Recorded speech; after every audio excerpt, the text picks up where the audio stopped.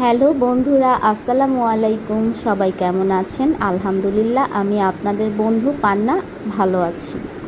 তো আজকে আপনাদের সাথে আমি নিয়ে এসেছি কাচ্চি বিরিয়ানির একটি রেসিপি। আর এই প্রথমবার আমি কাচ্চি বিরিয়ানি রান্না করেছি।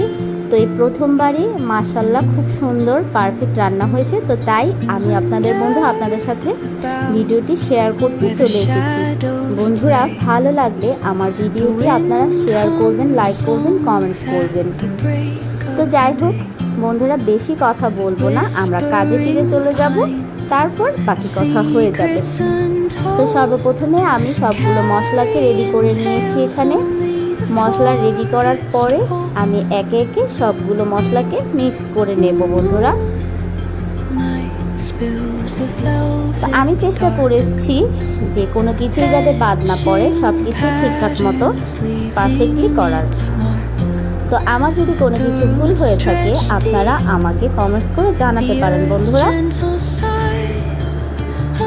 তো এখানে আমি নিয়েছি খাসির মাংস।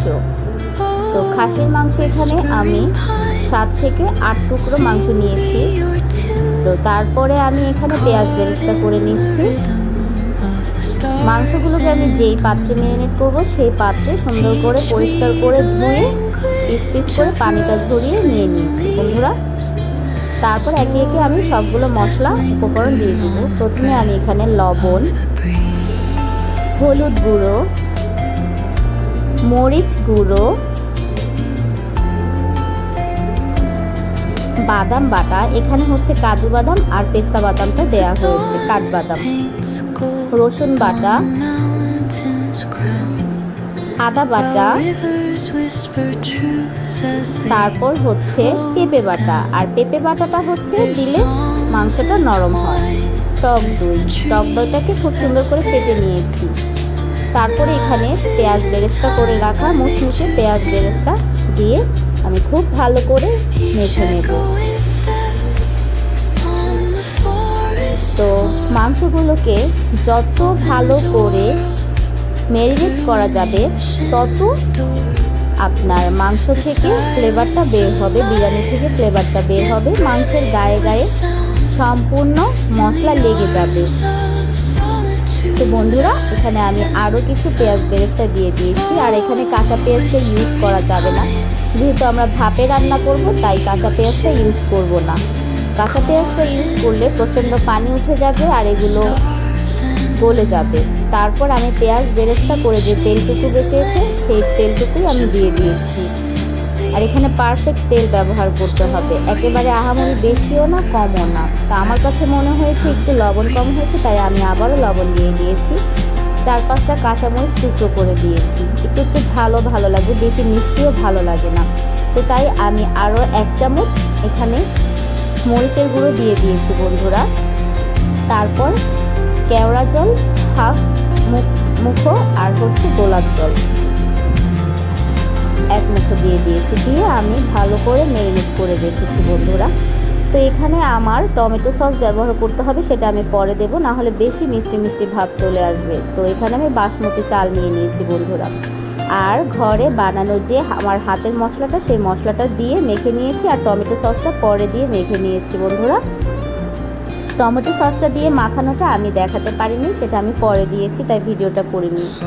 তারপর সাইজ মতো আলু নিয়ে 2 টুকরো করে একটু রং মিশিয়ে সুন্দর করে আমি হালকা ভেজে নেব। বেশিও ভাজতে হবে না, বেশি ভাজলে ড্রাই হয়ে যাবে, খেতে ভালো লাগবে না। তো বন্ধুরা, পারফেক্টলি আমার মশলাগুলো যখন 2 থেকে 3 ঘন্টা আমি ম্যারিনেট করে রেখে দেওয়ার পরে যে পাত্রে আমি রান্না করব সেই পাত্রটিতে আমি এখন ঢেলে নিয়েছি। তো আমি একটি বড় ননস্টিকের কড়াইতে ঢেলে নিয়েছি সবগুলো ময় মশলা। খুব সুন্দর ফ্লেভার বের হয়েছে বন্ধুরা, বিশ্বাস করবেন না যে মাংস ম্যারিনেট করাতেই মনে হচ্ছে যে এটা এখনই খাওয়া যাবে। তো তারপর আমি এখানে 1 কাপ দুধ, 2টো গুঁড়ো দুধের প্যাকেট আর কেশর মিশিয়ে নিয়েছি দুধের সাথে। তো এখন ফাইনালি আমি রাইসটা কুক করব। প্রথমে আমি পানিটাকে ফুটিয়ে নিয়েছি। চালগুলো আমি 1 ঘন্টা আগেই ধুয়ে রেখেছি যাতে পানিটা ঝরে যায়। তো চাল পানিতে আমি লবণটা পরিমাণ মতো দিবেন, লবণটা একটু বেশিই দিতে হবে। তো লবণ দেওয়ার পরে আমি চালগুলোকে দিয়ে দিয়েছি মশলা দিয়ে। এখন আমি সবগুলোকে ফাইনালি লুক দিচ্ছি। পেঁয়াজ বেরেস্তা দিয়ে দিয়েছি, আলুগুলোকে আমি বিছিয়ে দিচ্ছি সুন্দর করে।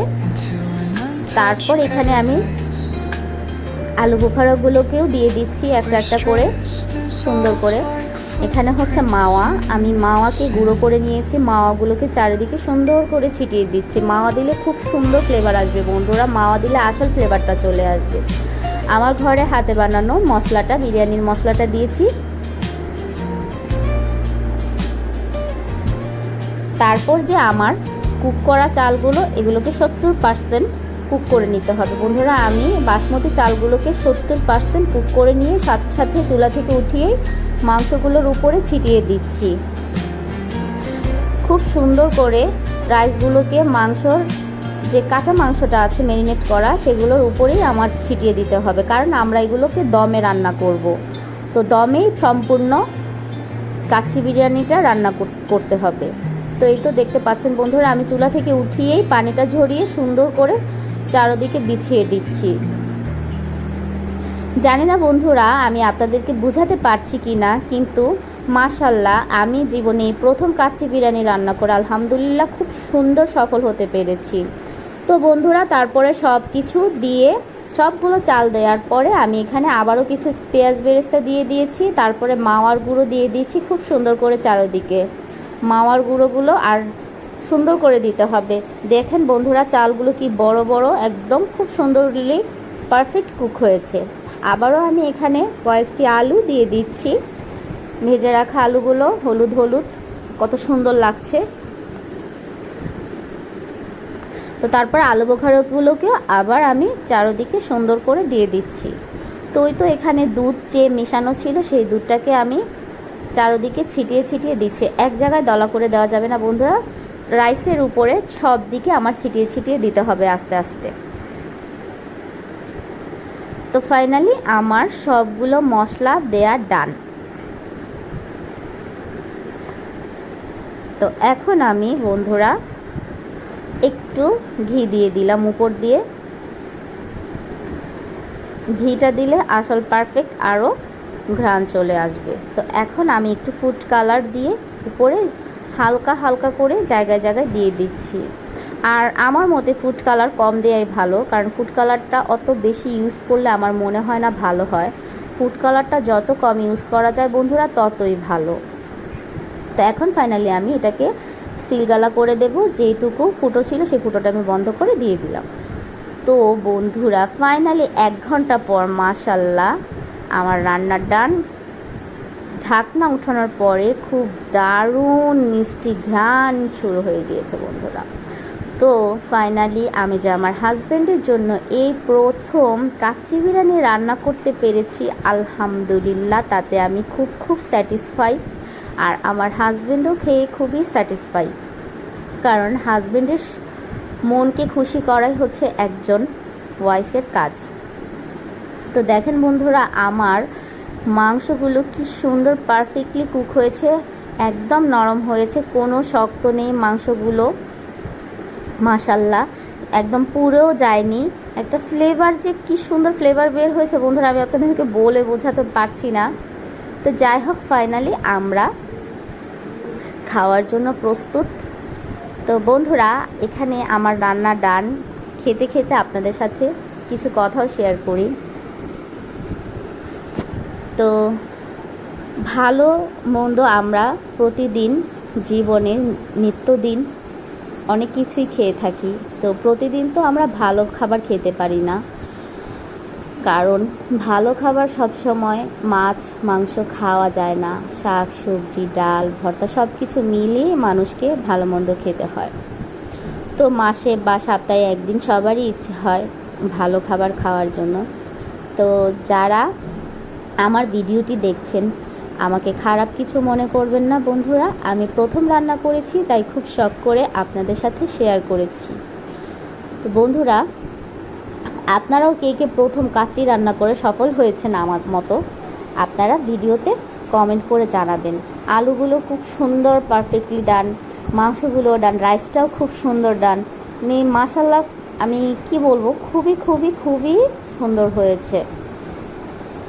তো এই তো পেট ভরে চেটেপুটে খেয়ে নিচ্ছি, কারণ রাইসটা আমার খুবই মজা হয়েছে, একদমই দোকানের মতো পারফেক্ট মজা হয়েছে কাচ্চি বিরিয়ানি। আলহামদুলিল্লাহ আলহামদুলিল্লাহ আলহামদুলিল্লাহ বন্ধুরা।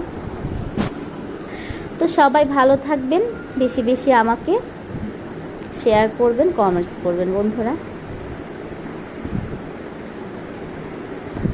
मैं जितना तुम्हें देखूं मन